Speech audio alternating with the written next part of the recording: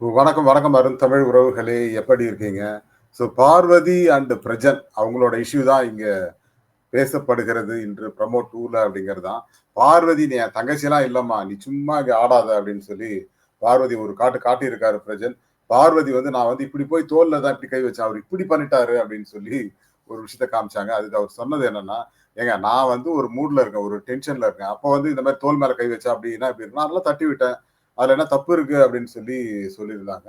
But என்ன பொறுத்தவரைக்கும் இதுல முக்கியமான விஷயம் என்ன அப்படின்னா, பார்வதிக்கு ஒரு சம்பவமும் இல்லைங்கிறது தான் எனக்கு தெரிஞ்சு. பட் என்னோட விஷயத்த பார்த்தீங்க அப்படின்னா, அதாவது பார்வதியோட விஷயத்த பார்த்தீங்க அப்படின்னா, நான் வந்து சாதாரணமா தான் பண்ணேன். அவர் தப்பா எடுத்துக்கிட்டாரு அப்படின்னு சொல்லி சொன்னாங்க.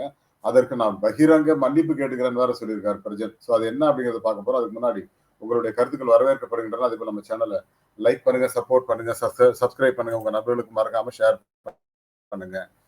பார்வதி செய்தது சரியா தவறா அப்படிங்கிறது ஒரு பக்கம்னாலும், பிரஜன் வந்து இல்லங்க நான் வந்து ஒரு விஷயத்த சொல்றேன். அவங்க புரிஞ்சுக்காம வந்து பண்றாங்க.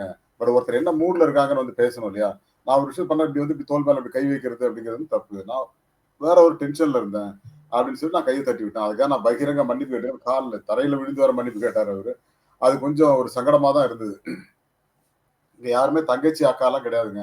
அது குறிப்பா பார்வதிலாம் என் தங்கச்சிலாம் கிடையாது. நான் விளையாட வந்திருக்கேன். நான் விளையாடுறேன் இண்டிவிஜுவலா அவ்வளவுதான். ஈவன் சாண்ட்ரா விஷயத்துல கூட அவர் நேத்து அவங்க வந்து கிண்டல் பண்ணிட்டு இருக்கும்போது அவங்க கிட்டயே போல அவரு. ஏம்மா இப்படி பண்ற அப்படின்னு கூட கேட்கல. ஏன்னா அவருக்கு தெரியும் சீக்ரெட் டாஸ்க் அவங்க பண்றாங்கன்னு சொல்லிட்டு. அது வந்து கணவன், மனைவி அப்படிங்கிறது இல்லாம அவங்க டிஸ்கஸ் பண்ணிக்கிறாங்க. நேத்து நைட் கூட டிஸ்கஸ் பண்ணாங்க. இது இதுல வந்து என்னன்னு பிக் பாஸ் சொல்லவே இல்லையே! என்ன பண்றதுன்னு. கண்டிப்பா சொல்லுவாரு. பட் நாமினேஷன் ஃப்ரீ பாஸ் அப்படிங்கிறது வந்து அவங்களுக்கு கிடைக்க வாய்ப்பு இருக்கு. அது வந்து ஆக்சுவலா மண்டே தான் கிடைக்கும். பட் அது வரைக்கும் பிக் பாஸ் சொல்லாம இருக்க போறாரா? அப்படிங்கிறதும் தெரியல. ஒருவேளை இப்ப ஏதாவது சொல்லப் போறாரா? அப்படிங்கிறதும் தெரியல. பட் வெயிட் பண்ணி பார்க்கணும். பட் என்ன பொறுத்தவரைக்கும் பிக் பாஸ் வந்து சைலன்ட்டா இருக்கிறது வேற ஏதோ காரணத்துக்காக நினைக்கிறேன். வொர்ஸ்ட் பெர்ஃபார்மன்ஸ இப்ப சாண்ட்ரா தான் செலக்ட் பண்றாங்க. என்ன காரணம் அப்படின்னா, அவங்க வந்து இந்த மாரி எச்சு துப்புனது, கெஸ்ட்டுக்கு முன்னாடி பண்ணது, அந்த பிஹேவியர் தான் எல்லாருமே சொல்லிட்டு இருக்காங்க. அதுல திவ்யா தப்பிச்சுட்டாங்க. ஏன்னா திவ்யா வந்து இதுல பெஸ்ட் பெர்ஃபார்மரா செலக்ட் ஆனதுனால. பட் கடைசியில சாண்ட்ரா மாட்டுனாங்க. அதுக்கப்புறம் ரம்யா மாட்டுவாங்கன்னு நினைக்கிறேன். ரம்யாவையும் சொல்றதுக்கான வாய்ப்பு ரொம்ப அதிகமா இருக்கு. பட் என்ன பொறுத்தவரை இதுல யார் பெஸ்ட், யார் வொர்ஸ்ட் அப்படிங்கிறத விட, இதுல யார் சரியா பண்ணலங்கிறத சொல்லியிருக்கலாம். நெறைய பேர் சைலன்ட்டா இருந்தாங்க.